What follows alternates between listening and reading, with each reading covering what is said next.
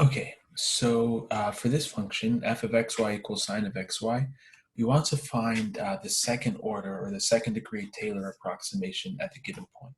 Now let me remind you what this is. So I'm going to use this t sub 2, meaning the second degree Taylor polynomial. This is equal to f of x0, y0 plus the gradient of f evaluated at x0, y0, dotted with x minus x0, comma, y minus y0, and then I'll come down here to a new line, plus, well, that's not the good notation, hold on one second, plus the Hessian of f, and I'll remind you what this is in a moment, evaluated at x naught, y naught, times the vector x minus x naught, y minus y naught, dotted with x minus x naught, y minus y naught, and all of this is divided by 2. Okay, so this is very similar to the second Taylor polynomial that you've seen when you were dealing with functions of one variable. This is f evaluated at the point plus the derivative times the difference plus the second derivative times the difference squared. Okay, so just think, and then divided by 2 factorial. So just kind of think through why these things are true. Okay, let me remind you what the Hessian is.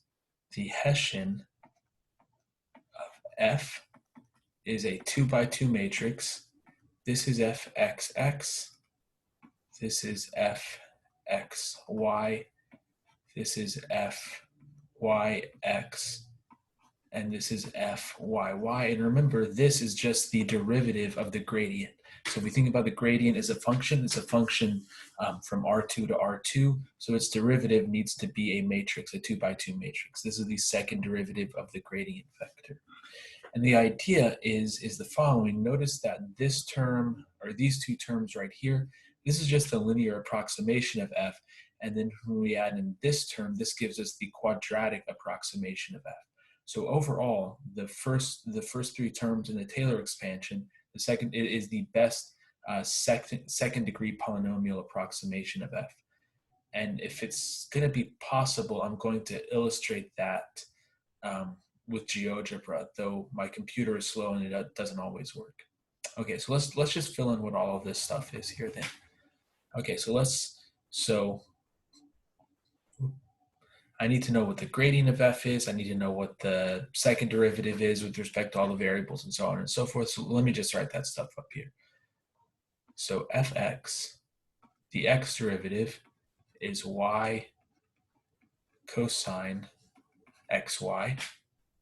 Sorry, that's supposed to be an x. And then the derivative of this with respect to y, well, now we'll have to do the chain rule, or the product rule, or product rule and chain rule. fxy is equal to the derivative of that, the derivative of y with respect to y times cosine xy. So that's just going to be cosine xy plus the derivative, plus y times the derivative of cosine xy with respect to y. So this is going to be minus xy sine xy, and then fxx. What's the derivative of this with respect to x? So that's going to be minus y squared sine of xy.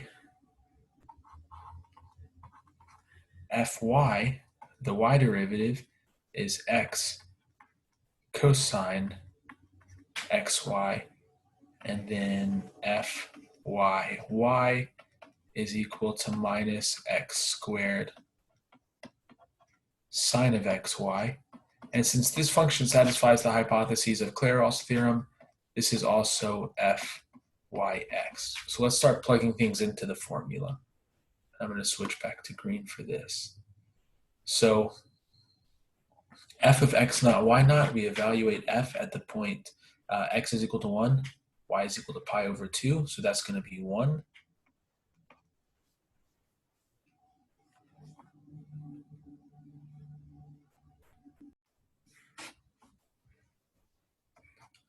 Plus, well, we basically already did this above. This is the gradient of f, but remember the gradient of f is equal to 0. The gradient of f is equal to 0. Go to the first part of problem 3, I think it is. You'll see that the gradient is equal to 0. And so this part is equal to 0. So this is plus, but I'll write it 0, 0, dotted with x minus 1, y minus pi over 2, plus, and I'll come down to another line here. We need to do this thing with the Hessian. So, actually, I bet I can fit it here. So the second derivative of f,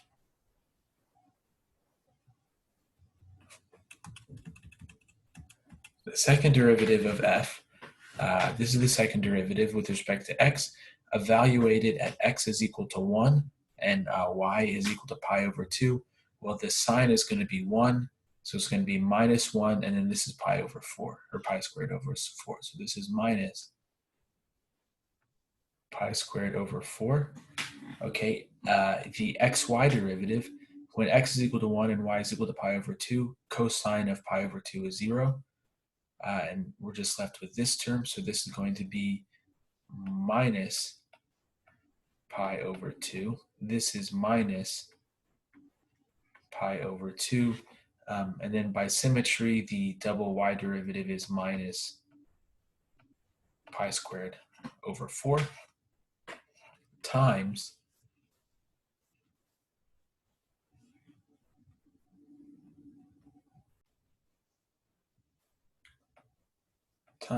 x minus 1, y minus pi over 2.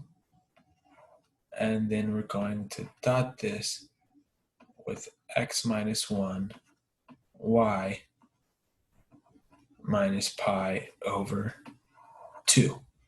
Okay, and this is equal to 1 plus, and this term is equal to 0. And so now we need to figure out this term. We'll do this in 2 steps. So the matrix times a vector, that's going to be a vector. And then we dot it with this other vector. So let me pause it and just write that out so it doesn't take too long in the video. Okay, and this is what you get. This is a vector dotted with a vector. And then when we just multiply it out, this is 1 plus, so x minus 1 times this entry. So really, I can just simplify this a little bit and say make it minus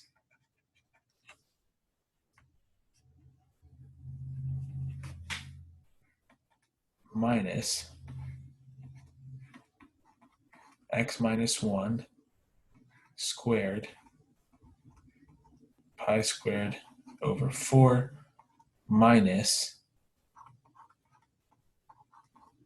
x minus 1 times y minus pi over 2 times pi over 2 minus x minus 1 y minus pi over 2 times pi over 2, then minus y minus pi over 2 squared pi squared over 4. And we can kind of simplify this and maybe write it in a slightly better way. This is 1 minus pi squared over 4 times x minus 1 squared minus pi squared over 4 y minus pi over 2 squared minus, okay, so it's going to be, so notice that these two terms are the same. So it's minus 2 times this plus this. So the 2's cancel. So this is minus pi x minus 1 y minus pi over 2. So going from this step to this step is just algebra. And that is the answer. This is the thing that we ended up with here. This is the second degree Taylor polynomial for sine of xy. So let me box that just so we sort of, it's clear what I'm saying. This is the final answer. Okay, so it was tedious, but all in all, it was straightforward.